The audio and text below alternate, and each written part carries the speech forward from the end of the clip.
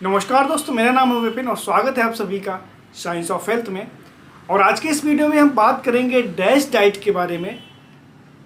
एक ऐसी डाइट जो हाइपरटेंशन के लिए, हाई ब्लड प्रेशर के लिए बहुत ज़्यादा रिकमेंडेड है पूरे वर्ल्ड में। पूरी दुनिया के साइंटिस्ट, पूरी दुनिया के डाइटिशियन इस डाइट को रिकमेंड करते हैं अगर कोई पेशेंट हाइपरटेंशन का है या फिर जिसका बीपी, ब्लड प्रेशर बढ़ा हुआ है। तो चलिए दोस्तों आगे बढ़ते हैं और डिटेल में समझते हैं कि आखिर ये डैश डाइट है क्या। एक्चुअली में डैश डाइट एक डाइटरी अप्रोच है, कोई डाइट नहीं है जिसमें हम लोगों को ये बताया जाए कि आपको सुबह क्या खाना है, शाम को क्या खाना है, लंच में क्या लेना है। इस तरह का कुछ इसमें डाइट इस तरीके से नहीं है। एक डाइटरी अप्रोच है जो कि बहुत सारे साइंटिस्ट, बहुत सारे डॉक्टर और डाइटिशियन ने मिल के इसको डेवलप किया है और ये बहुत सारी संस्थाओं द्वारा अप्रूव्ड है। और किस संस्थाओं के द्वारा अप्रूव्ड है मैं इसके बारे में डिटेल में आपको बता दूं, क्योंकि तभी आपको यकीन होगा कि ये कहाँ पे कौन कौन से जो इंस्टीट्यूट हैं वहाँ पे इसको लेकर मान्यता मिली हुई है। इसके लिए मैं आपको बता दूं कि एक यूएस बेस्ड एक national heart, lung and blood institute है जो कि NIH का हिस्सा है। और NIH मतलब कि है नेशनल इंस्टीट्यूट ऑफ हेल्थ, जो कि एजेंसी के अंदर आता है। और उस एजेंसी का नाम है agency of United state department of health and services. तो आप समझ गए होंगे कि ये कहाँ से इसको मान्यता मिली हुई है। तो आज इस वीडियो में हम लोग समझते हैं कि कैसे इस डाइट के द्वारा हम लोग मेनली हाइपरटेंशन तो कम कर ही सकते हैं। हाइपरटेंशन जब की प्रॉब्लम रहती है, हाई ब्लड प्रेशर की प्रॉब्लम रहती है, तो साथ साथ आप किसी पेशेंट को हार्ट अटैक की प्रॉब्लम की हार्ट अटैक भी हो सकता है, उसको स्ट्रोक भी हो सकता है, उसकी किडनी फेलियर भी हो सकता है। ये समस्याओं से भी आप अगर इस डाइट को समझते हैं तो इन समस्याओं से भी आप दूर रहेंगे। इसके अलावा इस डाइट को ये भी मान्यता मिली हुई है कि ये डाइट हमारे जो डायबिटीज़ पेशेंट हैं, डायबिटिक पेशेंट हैं, उनके लिए भी ये डाइट अच्छी मानी जाती है। और बहुत सारे कैंसर्स में भी ये डाइट काफ़ी हद तक इफेक्टिव है उनको रोकने की, उनके चांसेस को कम करने के लिए। अब बात करते हैं कि डैश डाइट में हम लोगों को खाना क्या क्या होता है। तो डैश डाइट में कोई एक पर्टिकुलर खाना नहीं है, कुछ डाइट नहीं है जिसमें आपको ये बताया जाए कि इसमें आपको मॉर्निंग में क्या लेना है, आफ्टरनून में क्या लेना है, डिनर में क्या लेना है। इस तरह का इसमें कोई इस तरह पैटर्न देखने को नहीं मिलता है, बल्कि यहाँ पे कुछ सजेशंस हैं जो आपको दिए जाते हैं, जिसमें कि अपनी डाइट में कुछ चीज़ों को ऐड करना है होता और कुछ चीज़ों को अपने डाइट से, अपना जो हम लोग रेगुलर डाइट लेते हैं, ट्रेडिशनल डाइट जो लेते हैं, उनसे कुछ चीज़ों को हटाना होता है और कुछ चीज़ों को मिलाना होता है। मतलब कुछ चीज़ें उसमें ऐड करनी पड़ती हैं। बस यही कुछ सजेशंस होते हैं। बाकी आप जैसा खाना खाते हैं आप वैसे ही उसी तरीके से आप अपना खाना लेते रहते हैं। सबसे पहले हम बात करते हैं कि क्या क्या आपको ऐड करना है या फिर आपको क्या क्या ज़्यादा खाना है।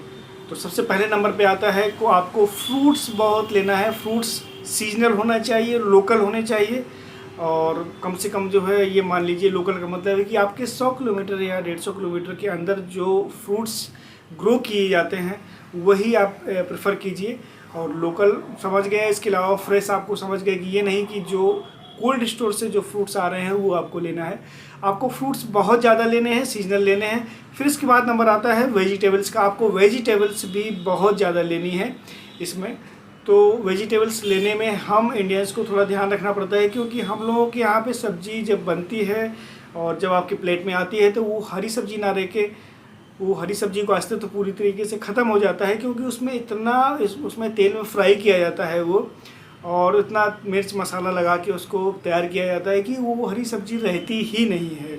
तो सब्जियां बनाने में आपको लोगों को क्या करना है कि सब्ज़ी ज़्यादातर जो आप पहले आओ तो जो आप कच्चा खा सकते हैं कच्चा खाएं एज ए सैलड। और फिर इसके बाद बात करते हैं कि अगर आपको सब्ज़ी बनानी है तो बहुत ही सिंपली कुक्ड हो या फिर सिर्फ बॉयल्ड हो। कुल मिलाकर यहाँ पे आपको सलाद बहुत लेना है। सलाद के आपको सुबह, लंच और डिनर में कम से कम आपको 2 बार तो कोशिश करनी है कि आपको 2 बार आपको सलाद जितना हो सके कम से कम एक प्लेट अपने लिए स्पेशली काटें। और लंच और डिनर के पहले सलाद खाएं, फिर इसके बाद अपना लंच और डिनर करें। तो ये एक बहुत ही अच्छी हैबिट साबित होगी। आप मतलब ये मान कि ओवरऑल हेल्थ के लिए ये एक हैबिट आपकी बहुत ही परफेक्ट होगी जो आपकी हेल्थ को बेटर बनाएगी। फ्रूट्स और वेजिटेबल्स के बाद अब हम लोग बात करते हैं कि अब हम लोगों को क्या ऐड करना है अपने खाने में और क्या कम करना है। तो यहाँ पे बात आती है कि हम लोगों को गेहूं को कम करना है, गेहूं के आटे को कम करना है और जो मोटा अनाज है उसको बढ़ाना है। इस पर हम लोगों को बहुत फोकस करने की ज़रूरत है, क्योंकि हम लोग इस समय अगर गौर करें आप तो ज़्यादातर चीज़ें हम लोग गेहूं से बनी ही खाते हैं, गेहूं की आटे की बनी या मैदे की बनी है ही खाते हैं। चाहे वो हम लोग रोटियां खाते हैं, रोटियां के अलावा चाहे ब्रेड हो, बिस्किट हो, पास्ता हो, मैगी हो, कुछ भी हो, इवन पिज्ज़ा हो गया, बर्गर हो गया, सब कुछ जो है किससे बना हुआ है, गेहूं से बना हुआ है।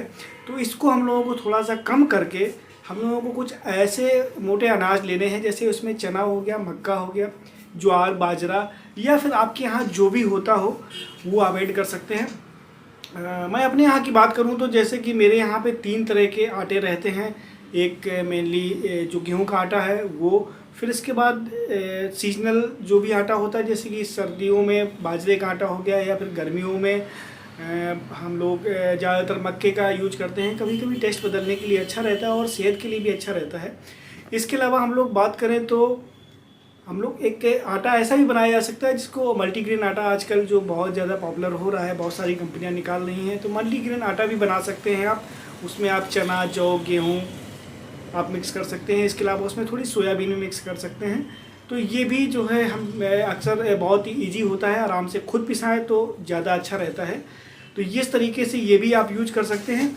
कुल मिला के आपको गेहूं को कम करना है, और मैं इस वजह से जोर दे के कह रहा हूँ क्योंकि जब से गेहूं का आटा, आज से 30 से 40 साल पहले की बात करें तो तब इतनी बीमारियां भी नहीं थी, और जब से गेहूं का चलन बढ़ा है तब से ये बीमारियां ज़्यादा तेज़ी से बढ़ी हैं।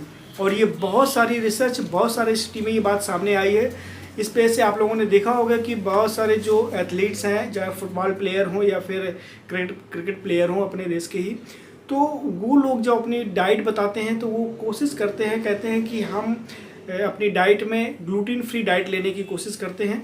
और ग्लूटीन क्या होता है? ग्लूटीन व्हीट में, गेहूं में पाए जाने वाला एक प्रोटीन होता है, जिसकी वजह से रोटियां बनती हैं, मुलायम बनती हैं और सफ़ेदी रहती है। तो और इस वजह से ये ग्लूटीन जो है, ग्लूटीन गेहूं में रहता है, और ग्लूटीन को कहीं हद तक ये माना जाता है कि ये एक इन्फ्लेमेटरी प्रोटीन होता है।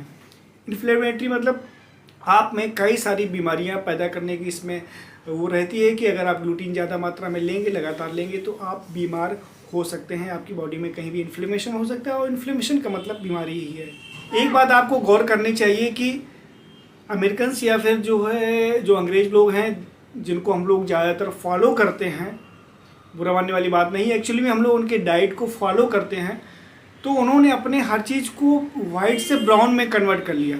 Brown rice, brown bread, even brown sugar. क्यों? क्योंकि उनको पता है कि वाइटनेस जो है कहीं ना कहीं ये वाइट एक रिफाइंड चीज़ है, और रिफाइंड कहीं ना कहीं हमारी बॉडी को नुकसान पहुंचाती है।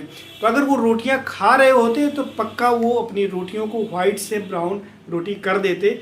लेकिन हम लोग अभी इंडियंस अभी वाइट रोटी पे ही अटके हुए हैं, और इस वजह से कहीं ना कहीं बीमारियां भी लगातार बढ़ रही हैं।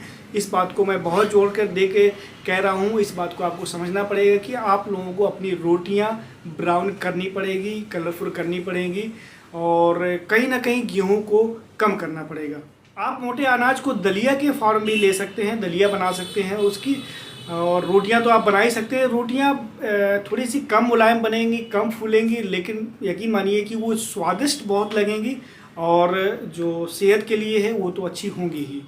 और मोटे अनाज की रोटियां बनाना बहुत ज़्यादा डिफ़िकल्ट नहीं है, थोड़ा सा परेशानी ज़रूर होगी उसको बनाने में, लेकिन आप अपनी मदर या फिर ग्रैंड मदर से आप अगर डिस्कस करेंगे तो इजीली आप उनको बनाना सीख जाएंगे। उसका आटा घर में तैयार करना सीख जाएंगे कि कैसे चक्की में हमें वो आटा पिसवाना है। इसके अलावा एक चीज़ और गौर करने वाली बात है कि हम लोगों को गेहूं कम करना है, मतलब गेहूं की रोटियां कम करके कुछ चीज़ों को ऐड करना है। वो क्या है? जैसे आप अंकुरित चने ले सकते हैं, अंकुरित दालें ले सकते हैं, आप सोख करके मूंगफली के दाने ले सकते हैं। इस तरीके से आप बहुत सारी चीज़ें ले सकते हैं। नट्स ले सकते हैं, और नट्स बहुत महंगे हैं, तो आप कुछ नहीं तो कम से कम अखरोट ज़रूर लीजिए। अखरोट is very healthy and very nutritious. और इसके अलावा आप अगर सोचेंगे, अगर आप जो आप जहाँ लोकल में रहते हैं, वैसे बहुत सारी चीज़ें होंगी जिनको आप रेगुलर खा सकते हैं, और थोड़ी सी मेहनत तो आपको करनी ही पड़ेगी अपने खाने के लिए। एक एटीट्यूड आप लोगों को छोड़ना पड़ेगा, हम सभी को छोड़ना पड़ेगा एटीट्यूड की जो मिल गया वो खा लिया, ऐसा नहीं होना चाहिए। हम लोगों को अपने खाने के लिए थोड़ा बहुत तो मेहनत करनी ही चाहिए, अपने खाने को जुटाने के लिए थोड़ी मेहनत करनी चाहिए। क्या सीज़न में आ रहा है उसको लगातार हम लोगों को वॉच करना चाहिए, फिर उसी प्रकार से सीज़न के हिसाब से हम लोगों को अपने डाइट में चीज़ों को ऐड करना चाहिए। तो अब आप समझ गए होंगे कि जिस बात पे मैं फोकस कर रहा हूँ, मैंने बहुत ज़्यादा टाइम ले लिया, मुझे इतना नहीं लेना चाहिए। मैं अपने जो पॉइंट से है वो थोड़ा डेविएट हो गया था।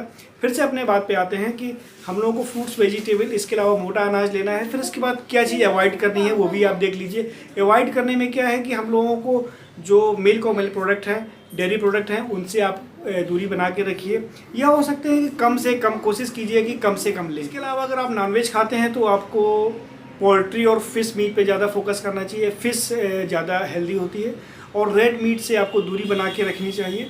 फिर इसके बाद हम लोग बात करें तो आपको क्या अवॉइड करना है, आपको रिफाइंड शुगर अवॉइड करना है, मतलब मीठी चीज़ें कम से कम लेना है जिसमें चीनी पड़ी हुई है, चाहे फिर वो आपकी चाय ही क्यों ना हो, क्योंकि चाय में आप जैसा मैंने बताया कि उसमें दूध भी है और चीनी भी है और दोनों चीज़ें मना है यहाँ पे, तो एक ये चीज़ है।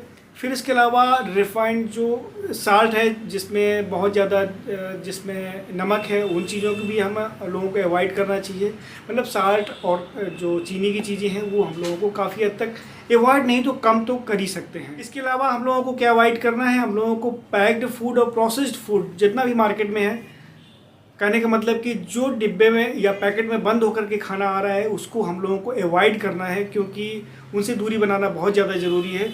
क्योंकि हर पैक्ड और प्रोसेस्ड फूड जो है उसमें हर एक में कुछ ना कुछ प्रिजर्वेटिव केमिकल्स 100% होते हैं, नहीं तो वो इतने दिन रह ही नहीं सकता है। एक ब्रेड ही मान लीजिए कि जैसे कि हम लोग रोटी है अगले दिन या उसके अगले दिन हम लोग नहीं खाते हैं, लेकिन ब्रेड हम लोग कम से कम जो है 4 या 5 दिन 10 दिन तक खाते रहते हैं। ऐसे ही बिस्किट है या फिर ऐसे बहुत सारे पैक्ड फूड हैं हम लोग खाते रहते हैं, क्योंकि वो फ्रेश नज़र आते हैं, क्योंकि उसमें कुछ ना कुछ तो मिला होता ही है। फिर चाहे उनको हम लोग प्रिजर्वेटिव बोलें, स्टेबलाइज़र बोलें, कुछ भी बोलें, लेकिन उसमें बहुत सारी चीज़ें मिली होती हैं जो कई सारे जो कोड नेम है उनके माध्यम से उनमें लिखा रहता है पैकेट में, जो हम लोग समझ नहीं पाते हैं। तो ये सब कुछ था डैश डाइट के बारे में। अब आप लोग समझ गए होंगे कि डैश डाइट कोई डिफ़िकल्ट डाइट नहीं है, इसमें कुछ बहुत एक्स्ट्रा ऐड नहीं करना है, पर एक हेल्दी फूडिंग का एक तरीका है जिसमें कुछ चीज़ें हम लोगों को ऐड करनी है और कुछ चीज़ें अपनी डाइट से हटानी है, जिससे कि आपको हेल्थ बेनिफिट्स कमाल के होंगे। आप करके देखिए,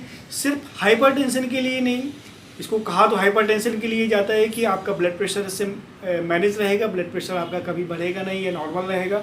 इसके अलावा जब आपका ब्लड प्रेशर नॉर्मल रहेगा तो सब कुछ सही रहेगा। इसका मतलब ओवरऑल बॉडी आपकी जो हार्ट हेल्थ है वो इम्प्रूव होगी। मतलब आप हार्ट अटैक, स्ट्रोक या फिर हम कहें जो किडनी फेलियर वगैरह है जो हाई बीपी की वजह से होते हैं, वो सब की प्रॉब्लम नहीं रहेगी। इसके अलावा आपका जो इंसुलिन रेजिस्टेंस है वो बेटर रहेगा। कुल मिला के आप डायबिटीज़ से कोसों दूर रहेंगे, आपको डायबिटीज़ कभी नहीं होगी अगर आप इस तरह की लाइफस्टाइल, इस तरह की डाइट लेते हैं और इसके साथ अगर आप हेल्दी लाइफस्टाइल जीते हैं। इसके अलावा आपका वेट तो कभी बढ़ ही नहीं सकता, वेट आपका मैनेज रहेगा, आपका वेट कभी बहुत ज़्यादा ओवर वेट आप नहीं होंगे।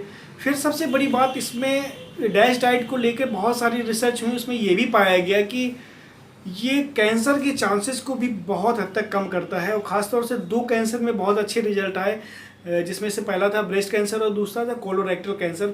उसमें तो ये इसके बहुत अच्छे रिजल्ट थे कि अगर जो इस डाइट को फॉलो करते हैं वो मोस्टली इन कैंसर से या बहुत सारे और कैंसर्स हैं उनसे दूर रहते हैं। तो अब आप लोगों को क्लियर हो गया होगा कि डैश डाइट एक्चुअली में है क्या। मैंने बहुत ही आसान भाषा में बताने की कोशिश की है, थोड़ा वीडियो लंबा जरूर हो गया है। तो डैश डाइट आप लोग समझ गए होंगे कि मोर फ्रूट्स, मोर वेजिटेबल्स, मोर होल ग्रेन्स, इसके अलावा less salt, less sugary product, आपको चीनी या चीनी से बनी चीज़ें जितनी भी चीनी मिली होती है जिसमें वो कम लेना है। लीन मीट लेना है आपको अगर नॉनवेज लेते हैं। इसके अलावा लो प्रोसेस्ड एंड जितने भी पैक्ड फूड हैं वो आपको कम लेना है। तो अब आप लोगों को बेहतर तरीके से समझ में आ गया होगा कि डैश डाइट होती क्या है। कहीं भी पढ़ेंगे, कोई भी बताएगा तो आप समझ जाएंगे कि ये क्या होता है। तो ये वीडियो आपको कैसा लगा कमेंट बॉक्स में प्लीज़ ज़रूर बताइएगा। मिलते हैं अगली वीडियो में, तब तक अपनी और अपनों की सेहत का खूब ख्याल रखिए। इसके अलावा अगर कोई क्वेश्चन हो तो भी कमेंट बॉक्स में ज़रूर डिस्कस कीजिएगा, मैं उसका कोशिश करूँगा कि आपका जवाब दूँ। मिलते हैं अगले वीडियो में, तब तक अपनी और अपनों की सेहत का खूब ख्याल रखिए। धन्यवाद दोस्तों।